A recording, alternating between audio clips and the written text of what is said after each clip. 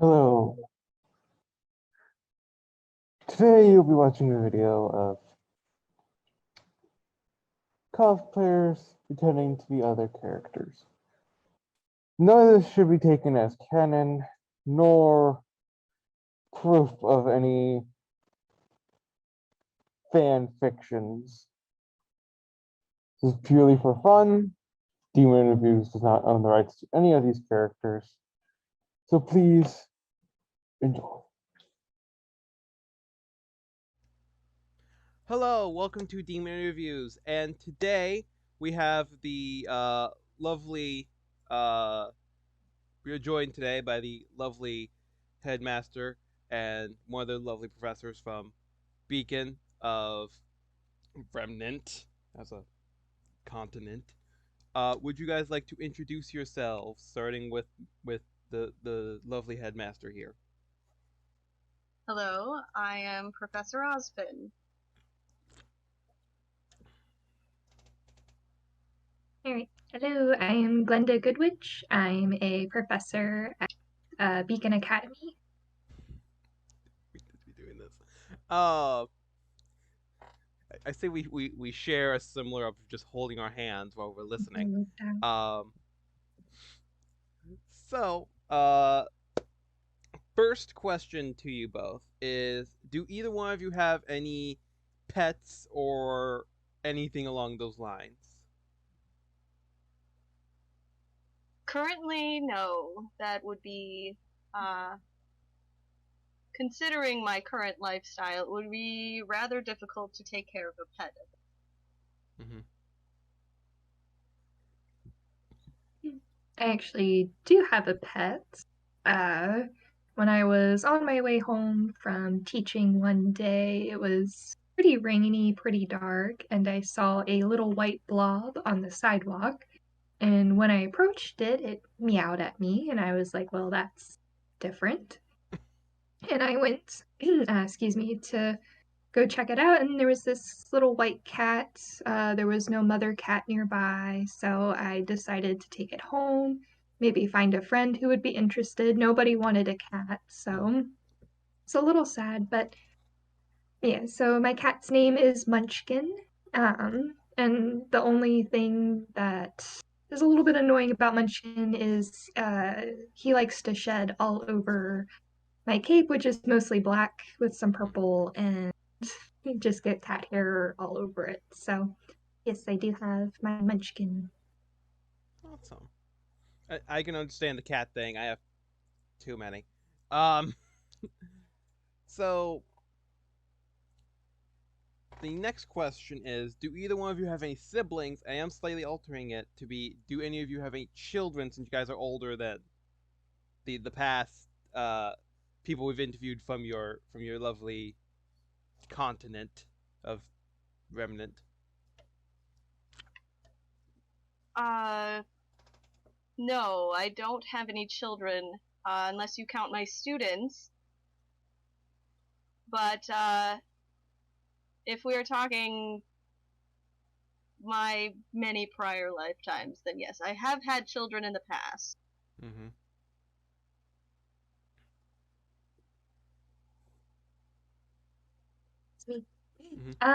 I don't have children. I take care of the students, I take care of Munchkin and whatnot, but I do have a twin sister. I've been told she's kind of the polar opposite of me, whatever that means. So, um, but I don't really talk to her that much because she lives far away and we don't really have that much in common. Mm-hmm. Okay, makes sense. And mainly with the amount of prior lives, there had to been at least one or two children in there, so it makes sense. Uh, so, so which academies did you guys go to in the past before you became the headmaster and professors of this lovely establishment? Well, I didn't actually attend an academy. I spent a great deal of time on my own, and I was able to get my huntsman license without the need for an academy. I was considered a prodigy, and so it was unnecessary. Mm. I attended the Atlas Academy. That's where I trained. That's kind of where I grew up. And not only that, that's where I met General Ironwood Mm-hmm. as well. And we kind of talked and whatnot. So I trained there, got my Huntress license there as well, and decided that it was time for a change. So I decided to move to Vale, which is where Beacon Academy is. And that's where, I met all the professors. I met Professor Ozpin. He went ahead and hired me. So, yeah, Mm-hmm. I just needed a little bit of a change from the snowy mountains to green trees everywhere. It's quite the difference. Hmm. Excuse me. Excuse me. There's a lot of gas, it seems, over here in my pocket dimension. But it's very interesting, and we'll get to a different question later on, kind of talking about why I chose this school. But before we get there, we're going to talk about if you can, without sharing too many secrets, what are your semblances if you've discovered them yet? In this particular case, I'm not at liberty to say. Mhm. I would rather keep that to myself. There are a great many people who would like to know that, and I think it might be safer if they don't. Mm-hmm. Mm-hmm. So, and I have used my semblance, which is telekinesis, so I can move objects from one area to another, and not only that, I can lift people up as well into the air. So, it helps with, fighting against Grim, maybe handling disruptive students at times. And not only that, but there are some times where buildings might get destroyed if, Grim come and attack or, people and stuff. So I can help move like, those big rocks and boulders and sticks away from other areas.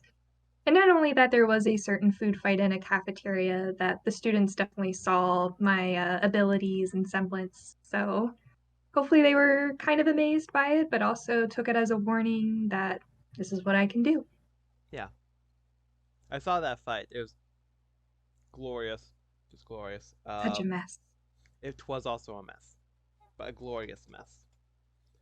Uh, and I can at least think of a few students who you would probably use that semblance on a few times. Um, but next up is going to be: do either one of you have a favorite student, either from this group of younglings, or from your whole careers? That's a rather difficult question. I do my best not to choose favorites in such a blatant manner. However, over the many years that I have been teaching, there's always at least a small group of students who will stand out to me, Mm-hmm. and I try to Right. keep an eye on them. Mm-hmm. We don't want them to get into too much trouble. Mm-hmm. Very true. I can think of some of those teams, but I won't mention them out loud. But I did see one potential student that kind of shines above the rest and hopefully shows promise is Coco Adele.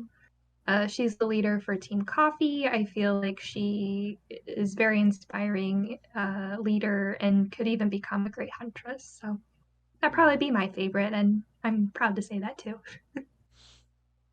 Awesome. Awesome. We've actually had the lovely Team Coffee on once before, so hopefully I remember to put it up there. Maybe I won't. I don't know. To be somewhere up there in a corner. It'd be like up by Ozpin's head over there. Just because you have to poke out. It'd be amazing. It's like if I can make Oh. it come the other way out, like it's coming out of Ozpin's brain. But anyhow, uh, So, did I skip one? No, I did not. Okay. Is there any reasons that you um for your outfit choices that you wear on a occasion most of the time? Is there any reasoning behind it? Well, I guess there's a great many reasons. First and foremost, this outfit is very good because the tower gets rather cold. So I have many layers so that I don't get cold. But also, as headmaster of Beacon Academy, I must present myself in a very professional manner.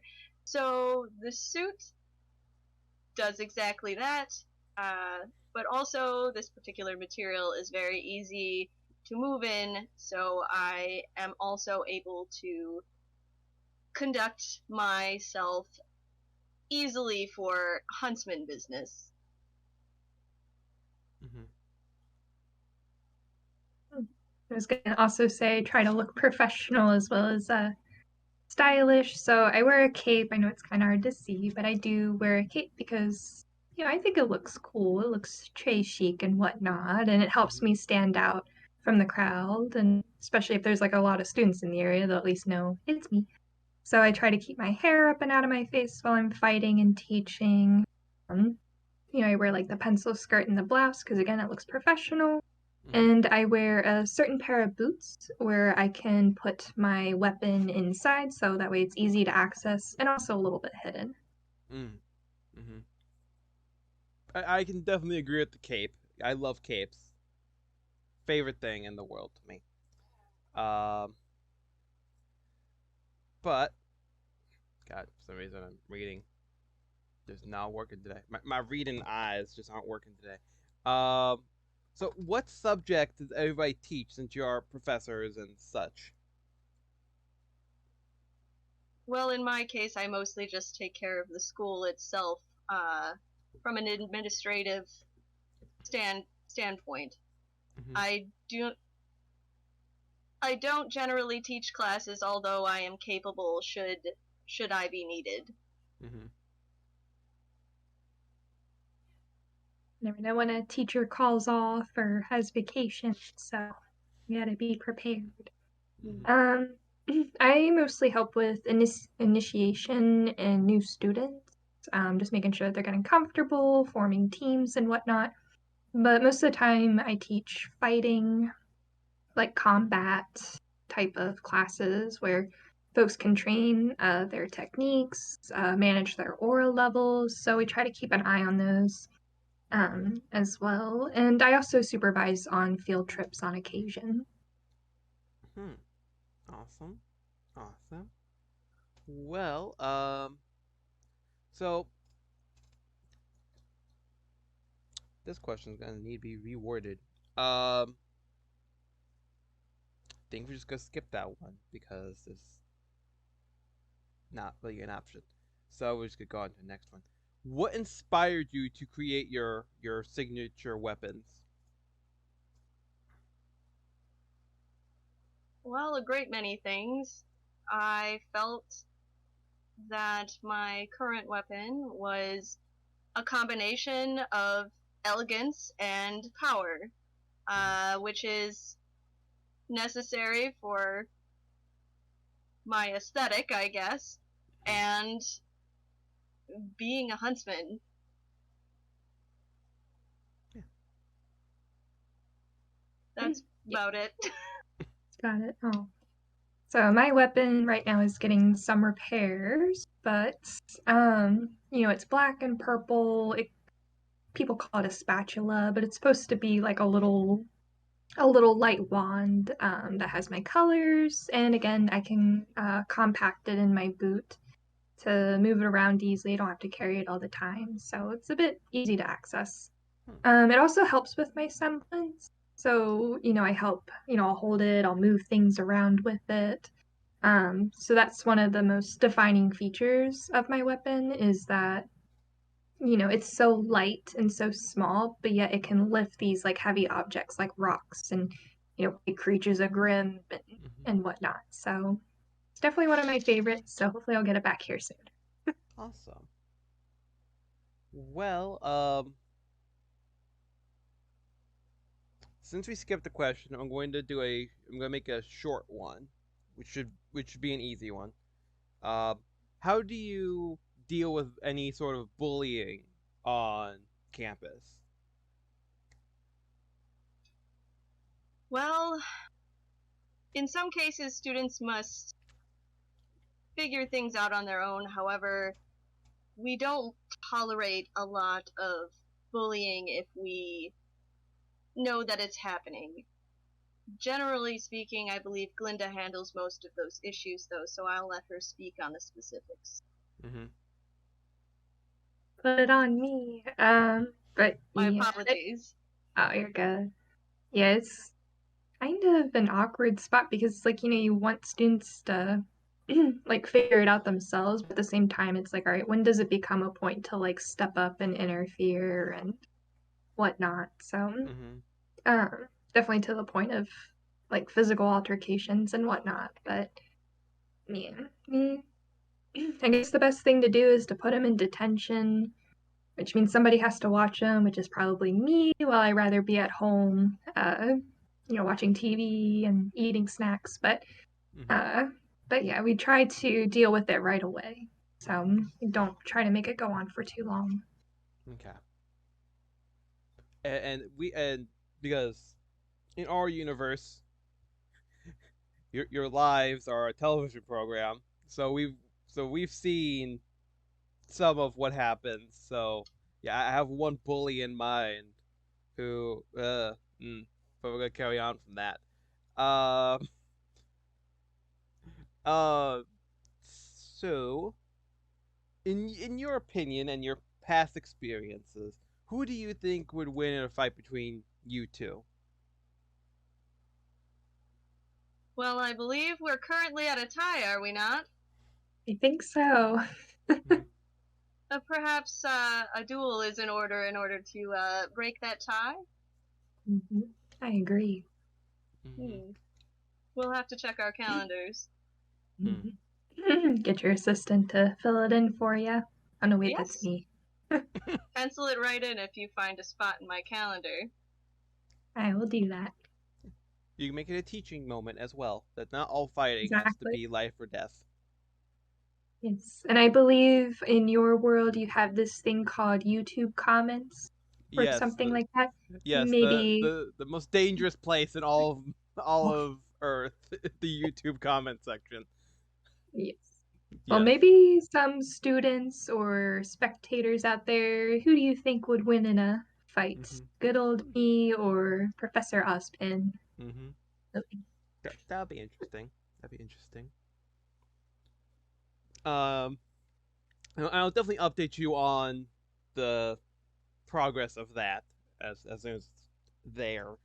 But sometimes it takes a while for the transmission to fully download and take it, all that fun stuff. Cross dimensions is not always an easy topic, mainly when recording. Uh,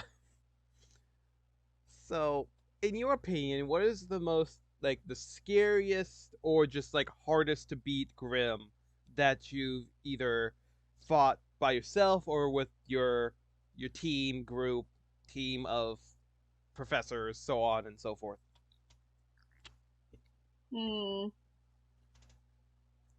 There are a great many types of Grim that are fearsome. However, I believe that, in my opinion, the most frightening Grim to handle are any type that attacks the mind. They are the most difficult to deal with when they appear. And they often cause the most damage. So I believe it would be those sorts. Makes sense.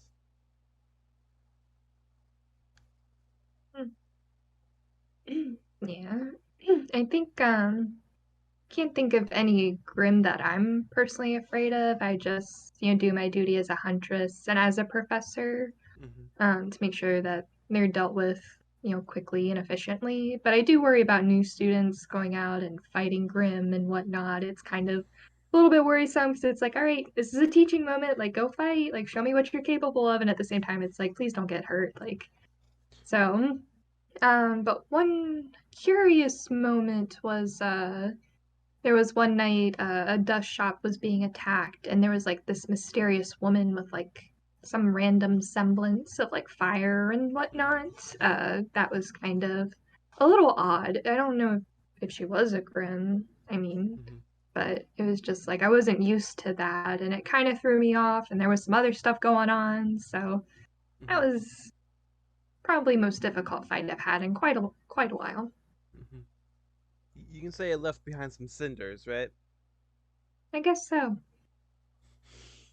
And to kind of bounce off what Ozpin was talking about with the grim attack of your mind, something that we're more recently learning about is that there's sometimes a select team almost for those specific type of grim. Is that correct, or am I miswording things? And either one of you, please feel free to chime in on that. Due to the difficulty of the sorts of Grimm that attack the mind, there are certain huntsmen and huntresses that decide to specialize in those general sorts of Grimm attacks.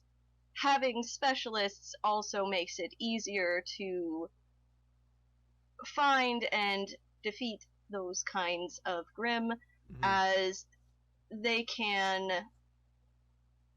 go under the radar, so to speak. And because of that, they can be a great danger to many of our students as well. Yeah. Glynda, do you have anything to add to that, or are we good to carry on? I think Professor Ozpin, hit it right on the mark, said everything that I wanted to say, so good. Awesome. So, next up is, what song or band defines who you are the best, in your opinion? I don't often find a lot of time to listen to music. I generally will listen to jazz or classical music. However, I do have a bit of a guilty pleasure with current music. I like a band called Panic at the Disco. They have a very interesting sound. Only I was wearing that shirt today. I mean, I have a shirt, I'm not wearing it. Oh no. I think I heard this one song called Queen by Lauren Gray. I'm not sure if anyone's familiar, but it's like, how to treat me like a queen and stuff like that. So I was like, yeah, I'm a queen in my own mind, at least. So yeah. I mean, your emblem's a crown, so I mean, it works. It works. Yes. But the next question is going to be, if you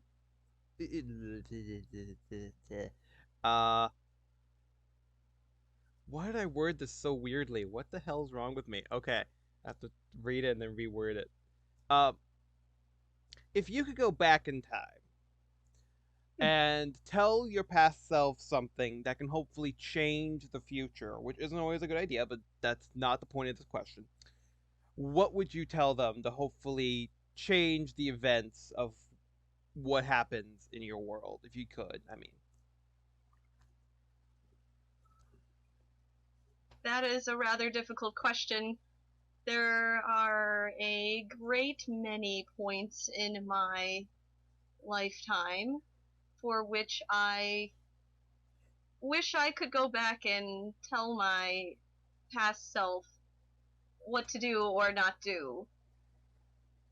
Mhm. However, doing so could change the course of history in such a way that may or may not have turned out very well either. So it's hard to say, and it's certainly difficult to pick a particular point in time.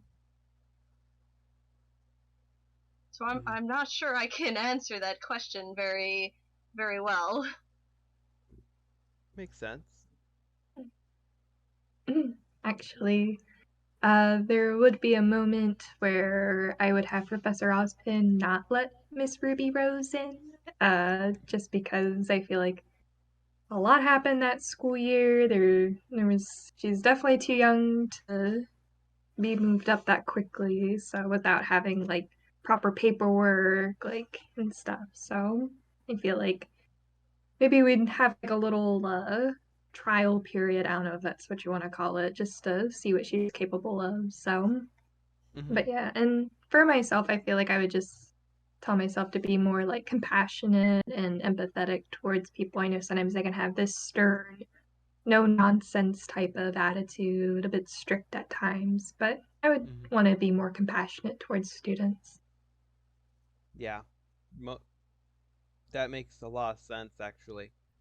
But bringing back the idea of changing history could cause unknown side effects like different Grims coming in, even sneaking in to Beacon and, attacking the students, causing a whole slew of different tales and stories for the future and all that.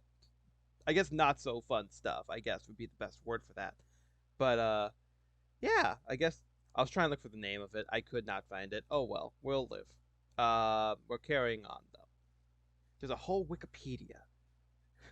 There's a whole digital archive of every single name of Grimm. So we can just I was trying to look it up. I couldn't find the one I was looking for. There's too many of them. Um so this is kind of going into like, the safety of the students a little bit. Have you ever lost any of the students while you're doing your team selection process? Since I've seen it, you catapult children into a field. That's Ozpin's idea. It's a forest, and they have to learn landing strategies because they won't always be able to run in head first. But no, we haven't lost anyone on initiation. In order to enter Beacon Academy, you have to pass a very rigorous entrance exam. So we are confident in our students during initiation that they can handle that sort of challenge. However, there is something to be said about every trading mission of any sort having its dangers, so I can't say we don't worry. I was also going to say, not on my watch, we haven't lost a student. Of course, I have like a tablet. I keep, track of everybody's aura levels, their whereabouts and whatnot. So if I see something come up that's potentially dangerous, that's when we'll try to intervene or we'll try to help out. So, and plus also we have the school reputation to think of as well. Like, there's a reason why we have, transcripts and paperwork and, the initiation and getting in and whatnot. It's to make sure that, students that want to come to Beacon, attend Beacon, become Beacon alumni, that they're capable to do like all the hard things. So, and we're there to help teach them. Yeah, and from what I've seen, sometimes students even help each other by saving them as well from if they're obviously seeming like they're not having a good course with the ground here. Let me just help them out here. But yeah, the one I'm thinking about is Jean getting speared to a tree, which was great. Uh, to carry on, as I'm about to take a drink of my beverage, what is your favorite type of beverage? Hot chocolate. Mhm. That is absolutely my favorite. Sometimes I might do a little bit of something else to it. I do put coffee in it sometimes, but it's definitely hot chocolate. Mm-hmm. I usually drink coffee, black, no cream, no sugar. The darker the better, because I have a lot to do. I have to teach, I have to protect, I have to help out with different things. So give me coffee, please. Yeah, mainly with like some teachers' uh thoughts on just bringing Grim into the classroom on purpose. That isn't, as far as I'm concerned, I don't think bringing a dangerous animal into classrooms is smart, but I'm not there. So, and obviously, I, I have a foam sword. I don't have a real sword. So yeah, I can't. I don't have the experience. I don't know.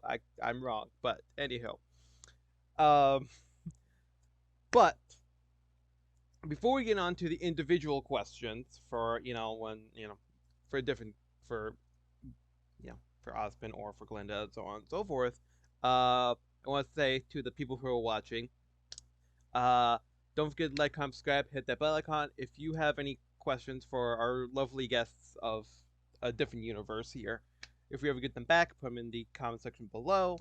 And don't forget to follow them on all the social media platforms. There'll be a way to follow them in the description below.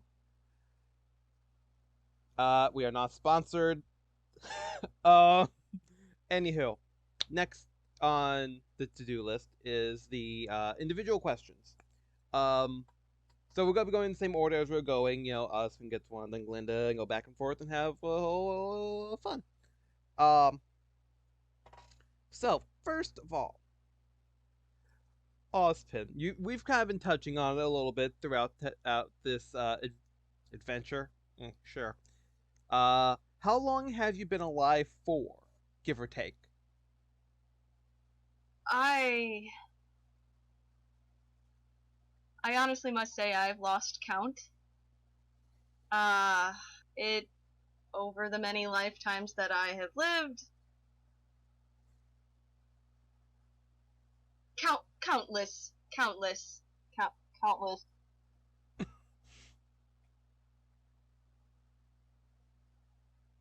Countless. Count. It's hard to say. Yeah. I mean, I've seen some things, if that's what you're looking for. I've seen some shit. Yeah. Just from the light backstory we know about you, Ozpin, that I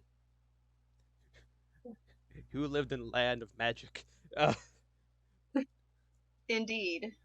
a few lifetimes ago. Um, I wish I made these colors easier to read from, but I didn't. Curses. Okay, so I'm gonna be holding my phone to my face because dark purple and dark green are hard to see when they're highlighting colors. So actually, we kind of brought this up a little bit earlier, Miss Glynda. Uh, you kind of already touched on it a little bit, but how do you feel about meeting Miss Ruby Rose either on the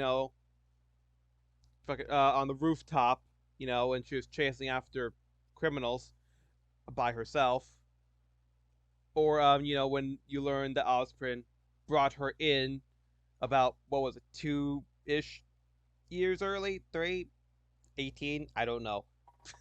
Math is hard. But yeah, how do you feel about Miss Ruby Rose?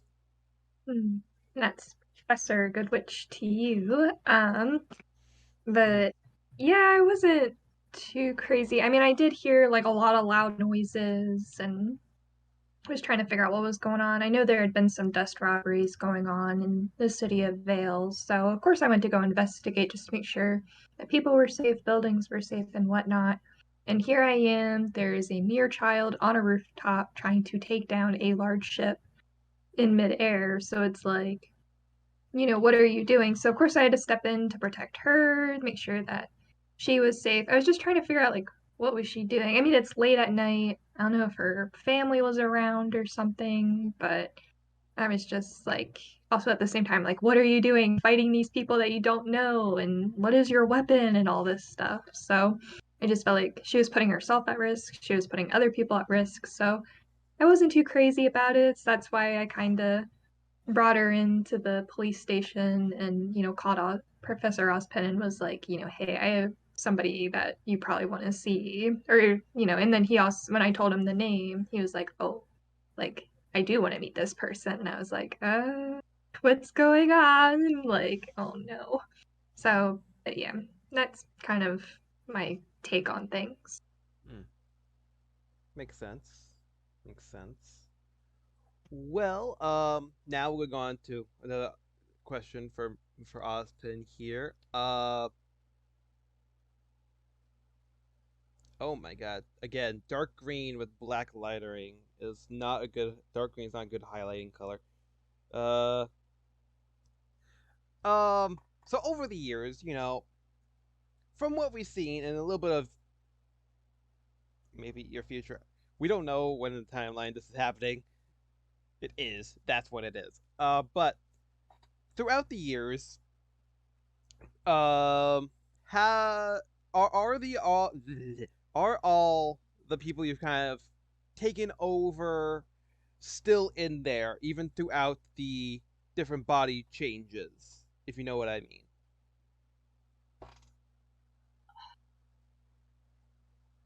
I'm not sure I appreciate the phrasing very much, but in a way, yes, and in a way, no. We merge and become one. So I am the combination of countless souls. And with each reincarnation, I am a new person. So, in essence, we are both and neither. That is the best way I can describe it. Makes sense. I mean, that makes the most sense. I mean, it does. It's an experience, to say the least. It's difficult to explain. Yeah, that makes sense. I was gonna say I can understand, but I cannot do that, so I cannot fully understand how that feels. This, but the next question for Glynda, for Professor Goodwitch, sorry. Why we kind of touched on this a little bit. We kind of just mentioned it, but why do you have a crown as your emblem, or on on your cape, on why do you choose that? Because I'm a queen, of course. If I could, it'd be Queen Glynda, but I'll take Professor Goodwitch. So, but yeah, I like the crown. I grew up reading fairy tales, hearing about princesses and whatnot. And, my twin sister that I mentioned earlier, for a while, growing up, we were pretty close until we got older. But, we would pretend we were princesses and reenact a story called The Girl in the Tower or something like that. So we'd each take turns pretending we were the girl in the tower. So, and I just thought, why not put the crown on the back of my cape? It needed something a little bit extra. And I was like, the crown will do. So that's what I went with. Perfect. Ozpin, did you have anything to do with that story too? The girl in a tower? Yeah. I'd prefer not to say. So that's a yes. Gotcha. Okay, carrying on from there. So last question for you today. Well, not last. Last individual question for you today, Mr. Headmaster Ozpin. Because I don't know if you have a last name. Why did you Ozpin hire? is my last name. What's your first name? Yeah. Anywho, we're just gonna carry on from that sudden realization for myself. Why did you hire Glynda in the first place? I hired her because she has always had an exemplary work history, work ethic. She is an astounding huntress, and she is highly capable of pretty much anything that this school can throw at her. She's always proven herself extremely capable. So it was, how is it phrased? A no-brainer. Mm, I yes. believe that's the term.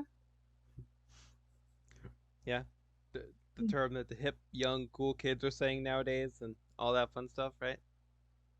Perhaps I may Yeah. I At least may it's my be word. a bit far behind on my modern slang.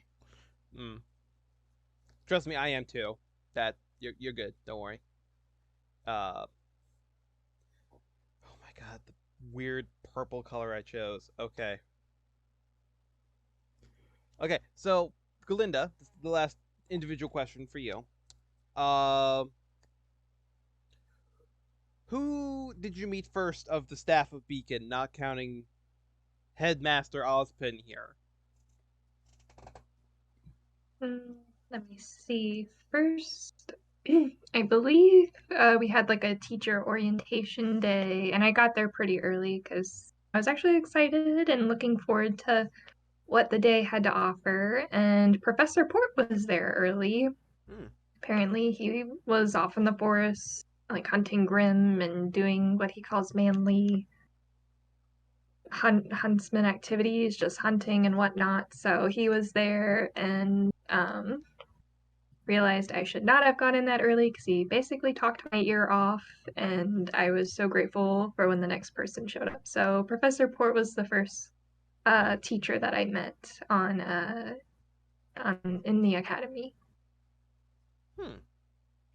Awesome. Did he talk about his infamous mustache wax with you? Yes, for a full 35 minutes. The perfect amount of That's time to talk about mustache wax. yeah, that's 35 minutes I'll never get back. So now we're gonna go into the final 4 questions here today. Again, we're gonna go back to the kind of template we were doing earlier, where one then the other answering all that fun stuff. Do either one of you have any questions for me as an individual, my world as a whole, or about the show in general? My show, not your show. To make that clear. I'm not entirely sure. There's probably a great many questions I have about your world. It seems quite different from ours. However, I'm not sure that I have any questions that come to mind. Is it possible you all have different ceramic coffee mugs, such as this? Yes. Apparently, every year for Christmas, Professor Ozpin likes to gift me a mug, which you can buy at the Beacon Academy school store. It's the same mug that he uses, I believe, in what you call the show and whatnot. And he buys me the same one every single year because he thinks that I'm not using them, when in reality, my dear cat Munchkin, I'll leave the mug sitting like on the edge of the counter, and then bat bat bat Munchkin makes the mug fall down, and it shatters and breaks, and then I'm like, oh well, that's one less mug to clean, that's fine. Until Christmas rolls around and Professor Ozpin gives me a gift, and there's another mug, the same mug. So hopefully school stores have different and variety of mugs. And I keep telling you it's true. I get you those mugs because I know they get broken. Oh, you do. You know, Munchkin is. I just need to place them somewhere else, but I'm busy doing have- other things. I have decided that cats are tiny gods of chaos. So it made sense.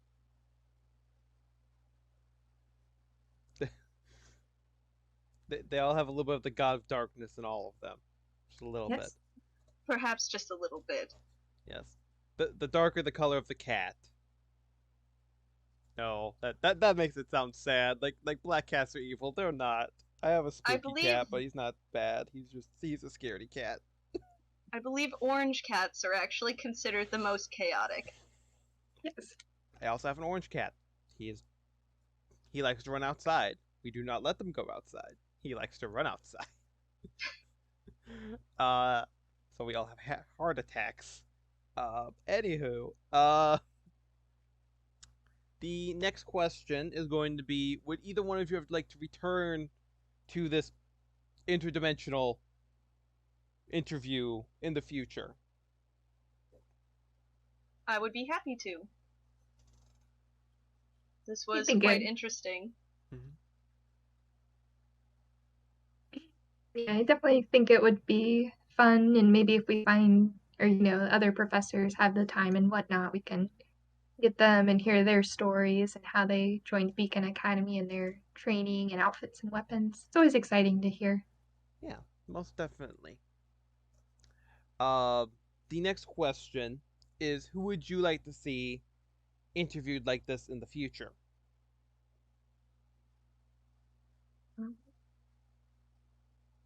Team Stark would be interesting because they showed a lot of promise.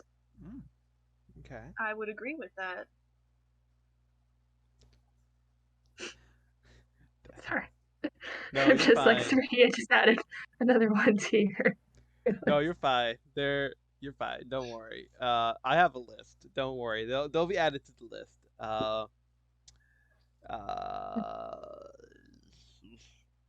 With that, actually, there's only three. There was only three left. Huh, awesome. Well, thank you both for taking the time out of your very busy days and coming and being interviewed by a person from a different universe. And yeah, I hope I appreciate you both coming, and I hope you all enjoyed it at home. Don't forget to like, comment, subscribe, hit the bell icon, blah blah blah blah blah, and follow them on all the social media platforms. And yeah, I hope you'll have a nice day, and at least I will see you in next video. Bye bye. All right, just as a little segue and a reminder, as school is starting in you all's realm and also in our realm as well, we just want to remind folks who are studying to make sure that you keep studying. You have a nice set schedule, you do your homework, do it on time so you don't fall behind, and then you have a mountain of homework to catch up on. So make sure that sticking with it, as well as your other activities you might have. So we're gonna wish you well, the best wishes on your studies. You got this. You can do it. Yay. And with that, now have a nice day, and I will see you later. Again. Bye.